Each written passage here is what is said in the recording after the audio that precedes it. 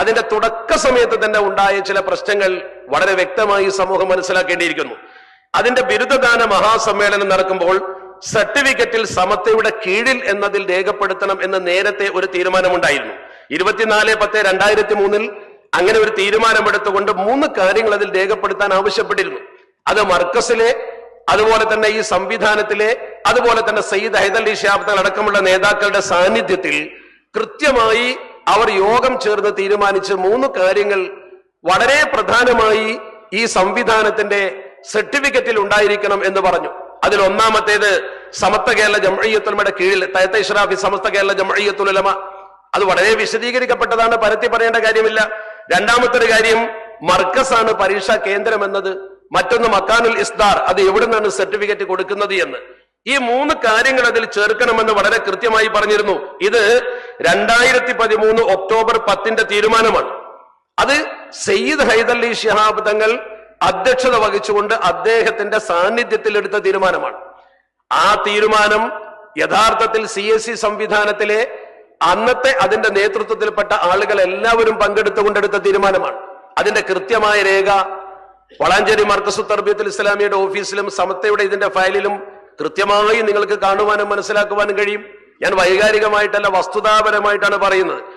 അങ്ങനെ കൃത്യമായി ഒരു തീരുമാനമെടുത്തെങ്കിൽ, പ്രത്യേകിച്ച് സയ്യിദ് ഹൈദരലി ശിഹാബ് തങ്ങളെ പോലെയുള്ള ഒരു മഹാരഥനായ നേതാവ് അധ്യക്ഷത വഹിച്ചുകൊണ്ട് എടുത്തൊരു തീരുമാനം 2017 ഓഗസ്റ്റ് 6 സനദ്ദാന സമ്മേളനത്തിൽ പാലിക്കപ്പെട്ടില്ല എന്നതാണ് നമുക്ക് കാണാൻ കഴിയുന്നത്. രേഖകൾ കൃത്യമായി പരിശോധിച്ചാൽ അങ്ങനെ തന്നെ കാണാൻ കഴിയും.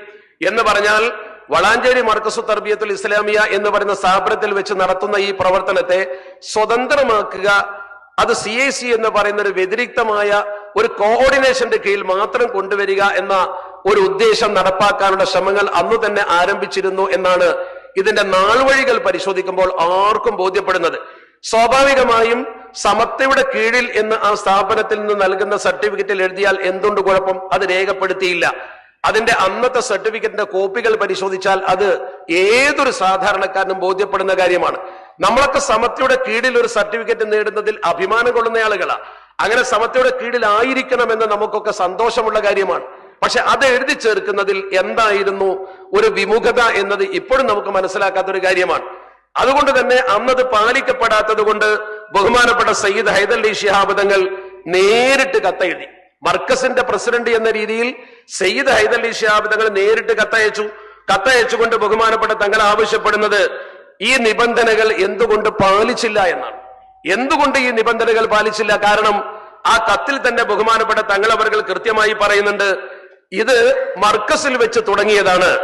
10/1/2018 തങ്ങൾ ആ കത്തയക്കുന്നത്. കത്തയക്കാനുള്ള പശ്ചാത്തലം നേരത്തെ തീരുമാനമെടുത്തു. ആ തീരുമാനത്തിൽ 3 കാര്യങ്ങൾ രേഖപ്പെടുത്തപ്പെട്ടു. ആ യോഗത്തിൽ ആ 3 കാര്യങ്ങളെ തീരുമാനിച്ചുള്ളൂ. മറ്റൊരു കാര്യത്തിന് കൂടി ചേർന്നുകൊണ്ട് തീരുമാനമെടുത്തതല്ല. ഈ ഒരു വിഷയത്തിന് വേണ്ടി മാത്രം ചേർന്ന് തീരുമാനിച്ചതാണ്. അതിന്റെ ഒറിജിനൽ മിനിറ്റ്സ് ബുക്ക് നേരത്തെ ബഹുമാനപ്പെട്ട അംസകുട്ടി മുസ്ലിയാർ എന്നെ കാണിച്ചു, എനിക്കത് ബോധ്യപ്പെട്ടു.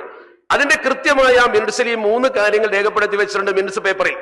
അങ്ങനെ വരുമ്പോൾ അത് സനദ്ദാന സമ്മേളനത്തിൽ പാലിക്കപ്പെട്ടില്ല. അതുകൊണ്ട് തന്നെ അതിനുശേഷം 2018 ജനുവരി 10 സയ്യിദ് ഹൈദരലി ശിഹാബ് തങ്ങൾ സ്ഥാപനത്തിന്റെ ലെറ്റർ പാഡിൽ പ്രസിഡന്റ് എന്ന രീതിയിൽ ഒരു കത്ത് കൊടുക്കുന്നു. ആ കത്തിൽ തങ്ങൾ ചോദിക്കുന്നു, നമ്മുടെ ഇന്ന യോഗത്തിലെ തീരുമാനം എന്തുകൊണ്ട് നടപ്പാക്കിയില്ല? ഇത് മർക്കസിൽ നിന്നുണ്ടായ സ്ഥാപനമാണ്. അതുകൊണ്ട് തന്നെ ഇത് തേടി വരുന്ന ആളുകൾക്ക് അംഗീകാരം കൊടുക്കേണ്ടത് മർക്കസാണ്, അല്ലാതെ ഒരു വ്യക്തിയോ അതല്ലെങ്കിൽ ഈ CSE സംവിധാനമോ അല്ല. ബഹുമാനപ്പെട്ട തങ്ങൾ ആ കത്തിൽ ഉദാഹരണമായി എഴുതുന്നുണ്ട്, ദാറുഹുദ പോലെ, ജാമിയ ജൂനിയർ പോലെ എന്നൊക്കെ വളരെ കൃത്യമായി തങ്ങൾ അതിൽ എഴുതുന്നുണ്ട്. അങ്ങനെ ചെയ്യേണ്ടതിന് പകരം ഇവിടെ പേര് രേഖപ്പെടുത്താതെ കൊടുത്തത് എന്തുകൊണ്ട് എന്ന തങ്ങളുടെ സഗൗരവമുള്ള ഒരു കത്താണ് നമ്മൾ കാണുന്നത്. അതിന് കൃത്യമായി ഒരു മറുപടി പറയാൻ സാധിക്കുന്നില്ല എന്നത് ഒരു വസ്തുതയായി നമ്മൾ കാണുന്നുണ്ട്. എന്തുകൊണ്ട് സമത്വയുടെ പേര് വെച്ചുകൂടാ? ഇനി വളാഞ്ചേരി മർക്കസിൽ നിന്ന് തന്നെ സർട്ടിഫിക്കറ്റ് കൊടുക്കുമ്പോൾ എന്തുകൊണ്ട് അത് ചെയ്തുകൂടാ? അവിടെ CSE എന്നൊരു സംവിധാനം രൂപപ്പെട്ട് കഴിഞ്ഞാൽ അതിനൊരു ഭരണഘടന വേറെയുണ്ട്, അതിനൊരു സംവിധാനം വേറെയുണ്ട്, അത് വേറിട്ട് നിൽക്കുന്ന ഒന്നാണ് എന്ന ആ വാദം സമത്വയെ സംബന്ധിച്ചിടത്തോളം അതിന്റെ കീഴിലാവുന്നതിനുള്ള പ്രയാസം കൊണ്ടാണ് എന്ന് സമൂഹം മനസ്സിലാക്കിയാൽ അതിൽ ആരെയെങ്കിലും കുറ്റപ്പെടുത്താൻ പാടുണ്ടോ? അങ്ങനെ വളർന്നു വന്ന ഒരു പ്രസ്ഥാനത്തെ സംബന്ധിച്ചിടത്തോളം സമത്വ കേരള ജംഇയ്യത്തുൽ ഉലമ അതിന്റെ പ്രവർത്തനത്തിൽ ഇടപെടാനോ അതല്ലെങ്കിൽ അതിനെ തകർക്കുവാനോ കുട്ടികളുടെ ഭാവി നശിപ്പിക്കുവാനോ ശ്രമിക്കുന്നു എന്ന രീതിയിൽ ഇപ്പോൾ പ്രചരണം നടക്കുന്നുവെങ്കിൽ സമത്വയുടെ ബഹുമാന്യരായ ആലിമീങ്ങൾ എത്രത്തോളം ഈ വിഷയത്തിൽ ക്ഷമിച്ചിട്ടുണ്ട്, എത്ര തവണ അതിനുവേണ്ടി അവർ യോഗം ചേർന്നിട്ടുണ്ട് എന്നതൊക്കെ നമ്മൾ കൃത്യമായി പഠിക്കുമ്പോൾ ഈ ആലിമീങ്ങൾ സഹിച്ച അല്ലെങ്കിൽ അവർ ക്ഷമിച്ച അതിന്റെ നെല്ലിപ്പടി കണ്ട അവസ്ഥ നമുക്ക് കാണുവാൻ കഴിയും. അവർ എത്രത്തോളം അതിനുവേണ്ടി പ്രയാസപ്പെട്ടു എന്ന് രേഖകൾ ശബ്ദിക്കുന്നുണ്ട്. നിങ്ങൾ പരിശോധിച്ച് നോക്കൂ. സമത്വ കേരള ജംഇയ്യത്തുൽ ഉലമ മുഷാവറ എന്ന് പറയുമ്പോൾ ഇരുത്തം വന്ന 40 പണ്ഡിതന്മാരാണ്. ആ ബഹുമാന്യരായ പണ്ഡിതന്മാർ ഒരു യോഗം ചേരുന്നതിന് വേണ്ടി വളരെ പ്രയാസമാണ്. പല ഭാഗത്തുനിന്നും വന്ന് വളരെ പ്രയാസപ്പെട്ട രോഗികളായ ആളുകളുണ്ട്, ദൂരെ നിന്ന് വരേണ്ട ആളുകളുണ്ട്. ഇവരൊക്കെ വന്ന് ഒരു യോഗം ചേർന്നൊരു തീരുമാനമെടുക്കുമ്പോൾ സ്വാഭാവികമായും ആ തീരുമാനത്തിനൊരു വിലയുണ്ടല്ലോ.